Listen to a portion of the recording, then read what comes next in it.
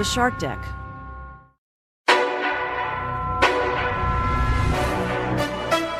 Hello and welcome to Palace Intrigue. I'm your host, Mark Francis. It was a busy weekend for our royals, with Chris Rock devoting an entire segment of his special to Meghan Markle and the royals. But let's begin with Harry's intimate chat with Dr. Gabor Mate, an expert in trauma and childhood development. The event was live streamed and was part of the promotional tour for Spare.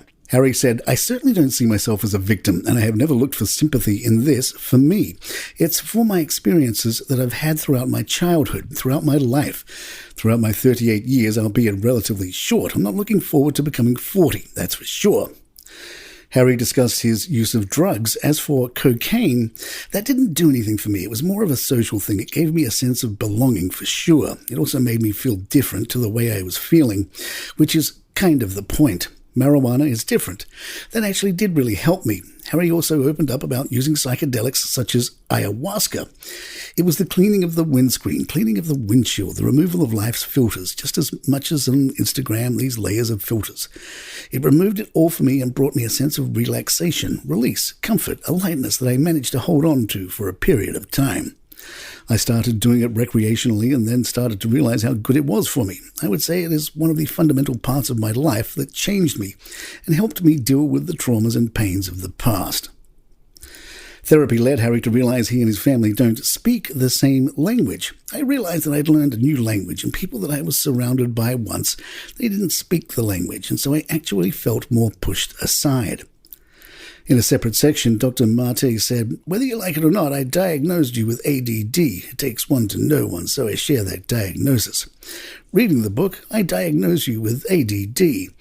I don't see it as a disease. I see it as a normal response to abnormal stress. When a kid is in a stressful environment, one way they cope with it is they scatter their attention so that they remove themselves from the stress. I think there's a lot of stress in your life, and I think you're one of those sensitive kids." Harry responded, "Okay, should I accept that or should I look into it?" On the subject of the war in Afghanistan, Harry said, "One of the reasons why certainly so many people in the UK were not supportive of our troops was because they assumed everyone serving was for the war. But once you sign up, you do what you're told to do. So there was a lot of us who didn't necessarily agree or disagree, but you were doing what you were trained to do. You were doing what you were sent to do." Palace Intrigue will be right back. Hey, it's Jordan Ross Myers, the man behind Twitter's notorious Lee Radswell and Don Gunvalson. I'm inviting you to join me every week for the Pretty Corrupt podcast. Along with my co-host, reality casting director Stacey Noel Connor, and disgraced entertainment TV producer Nate Safer, we deconstruct pop culture's past, present, and future and probe the dark crevices of Hollywood, taking you inside the scandals, feuds, rises, and falls of society's rich and infamous. Alongside interviews with our celebrity friends and special guest hosts, everything is fair game on the Pretty Corrupt podcast. Every Tuesday on all streaming platforms and at storicmedia.com.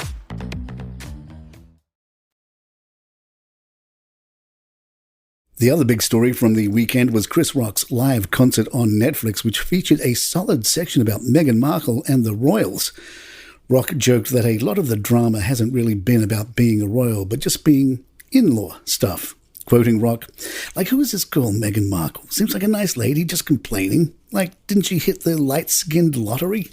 Rock also joked about Meghan being surprised about the family she was joining.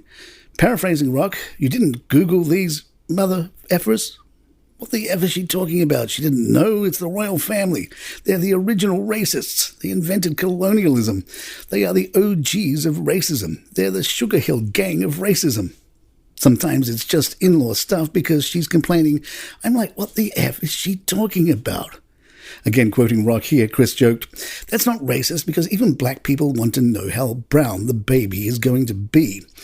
I know her dilemma. Black girl trying to be accepted by her white in-laws. Oh, it's hard. It's so hard. It's very hard, but it ain't as hard as a white girl trying to be accepted by her black in-laws. Now that shit is really hard."